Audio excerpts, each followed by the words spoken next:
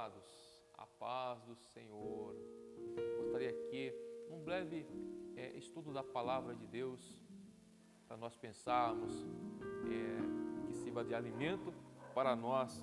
Está aqui em Apocalipse, capítulo 7, a partir do verso 9 a seguir, nos diz assim a Palavra de Deus. Depois destas coisas, olhei e eis uma multidão, a qual ninguém podia contar, de todas as nações, tribos, povos e línguas, em pé diante do trono e perante o Cordeiro, trajando vestes brancas e com palmas nas mãos, e clamavam em alta voz, dizendo: Salvação ao nosso Deus, que está sentado no trono, e ao Cordeiro. Todos os anjos que estavam ao redor do trono, dos anciãos e dos 4 seres viventes, prostraram-se diante do trono com o rosto em terra e adoraram a Deus, dizendo: Amém, louvor, glória, sabedoria, ação de graças, honra, poder, forças, sejam ao nosso Deus, para todos sempre. Amém. Um dos anciãos respondeu: Quem são estes vestidos de branco e de onde vieram? Eu lhes respondi: Senhor, tu sabes. Ele disse-me: Estes são os que vieram da grande tribulação e lavaram suas vestes e as alvejaram no sangue do Cordeiro. Por isso estão diante do trono de Deus e o servem de dia e de noite no seu templo, e aquele que está sentado no trono os cobrirá com sua sombra. Nunca mais terão fome nem sede, não cairá sobre eles o sol nem calor algum, porque o Cordeiro que está no meio do trono os apacentará e lhes servirá de guia para as fontes da água da vida, e Deus enxugará dos seus olhos toda lágrima. Aqui fala, não é mesmo, de uma salvação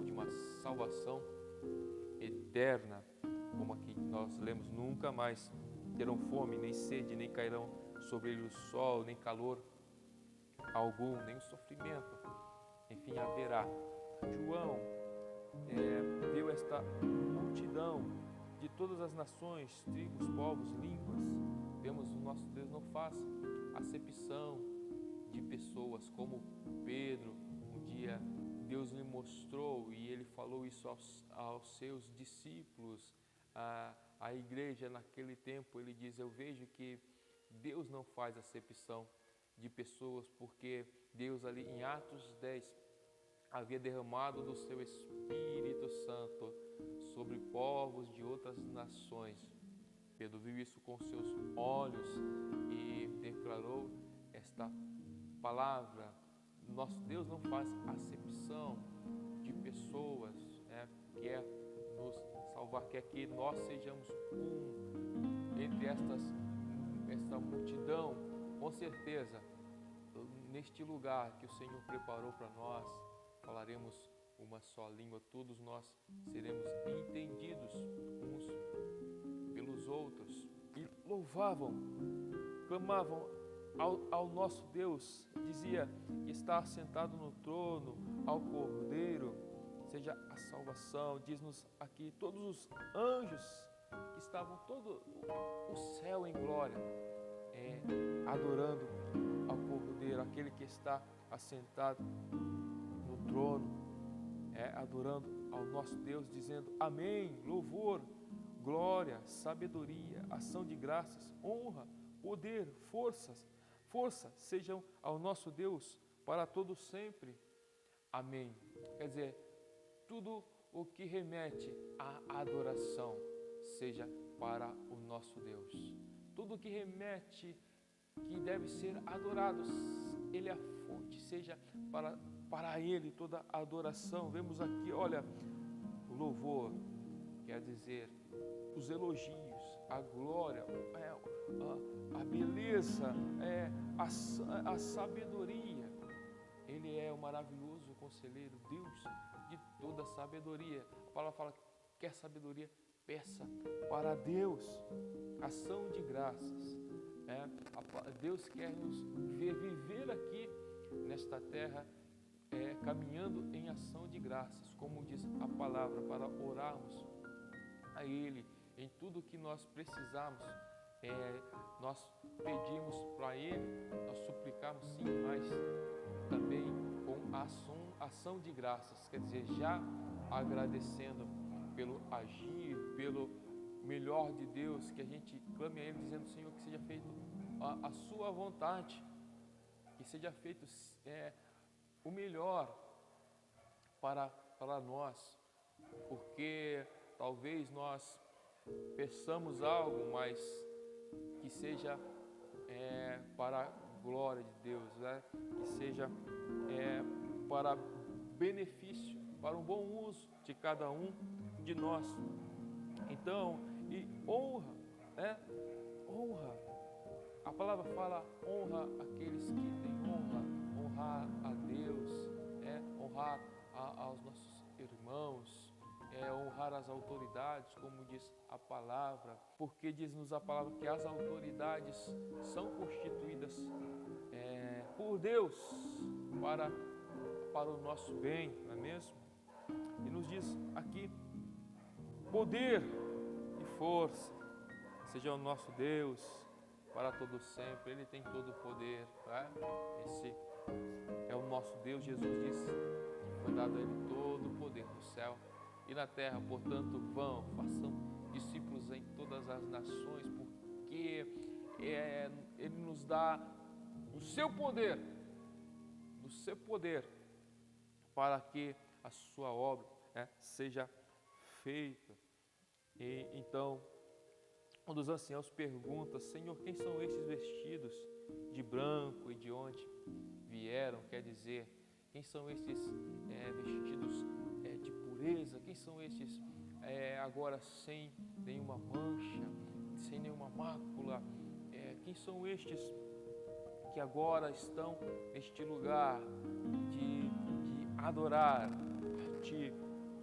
Um dos anciãos ali pergunta para João, e ele diz: Senhor, tu sabes, Ele não ousou responder, falar aquilo que talvez ele pensasse, mas ele disse: tu sabes, como que dizendo: me explica. E então ele aqui explica, diz: estes são os que vieram da grande tribulação, lavaram suas vestes e as alvejaram no sangue do Cordeiro. Alvejaram no sangue do Cordeiro. Nosso Senhor é tão puro, como diz a palavra do Senhor em Hebreus capítulo 4, em tudo Ele foi tentado, mas sem pecado, sem erro algum, sem falha alguma. O Cordeiro de Deus que tira o pecado no mundo. Jesus, através da sua morte, da sua ressurreição, nos trouxe salvação e vida eterna. O seu sangue nos põe limpos. Você vê, o Senhor Jesus teve a sua vida tão limpa. Ele é tão santo, o seu sangue, uma gota do seu sangue nos purifica todo o nosso ser. Então nos diz: aqueles que lavaram as suas vestes no sangue do Cordeiro. Quer dizer, nós que temos de tomar a posição de deixarmos as nossas vestes ser limpas do sangue do Cordeiro. Quer dizer, nós tomar do sangue do Cordeiro para as nossas vidas, sermos limpos pelo sacrifício do Senhor, aceitarmos os seus sacrifícios e vivermos uma vida em santidade.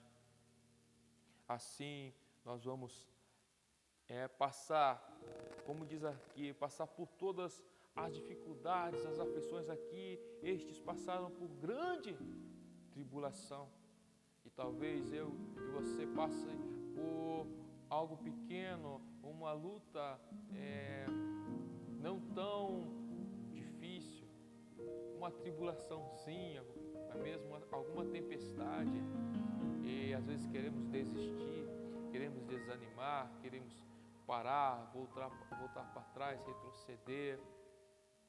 Não, irmãos, não é assim. Tomemos o exemplo destes, tomemos exemplos, por exemplo, em Hebreus 13, fala dos heróis da fé.